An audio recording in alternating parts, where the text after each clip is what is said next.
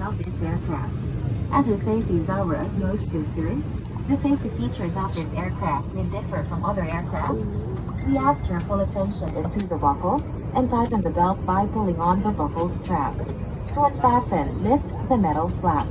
Whenever the seatbelt sign is on, you must return to your seat and fasten your seatbelt securely.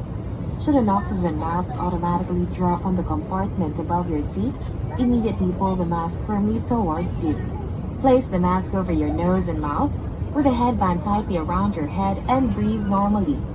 Place your own mask first before assisting others under your care. Your life vest is found under your seats. On water landing, remove sharp objects from your body. Slip vest over your head. Take the tape around your waist. Push end to buckle and pull waist tape to tighten. When outside the aircraft, pull down sharply the red tag at the lower end to inflate life vest.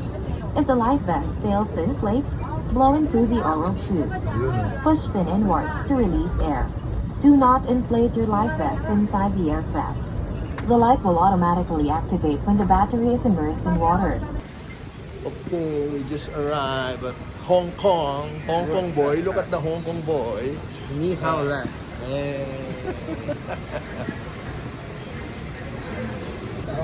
So how's your flight? Amazing. Surprise ka pala sana, ha? Oo nga eh. Sayang. Tama, Yay!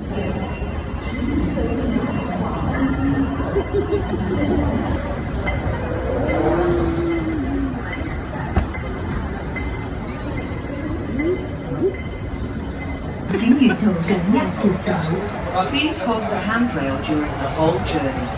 请严肃紧握扶手。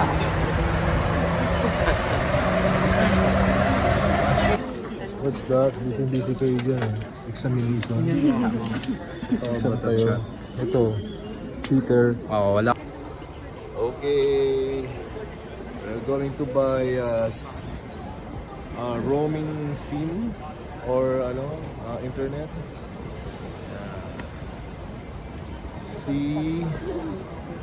Look at that.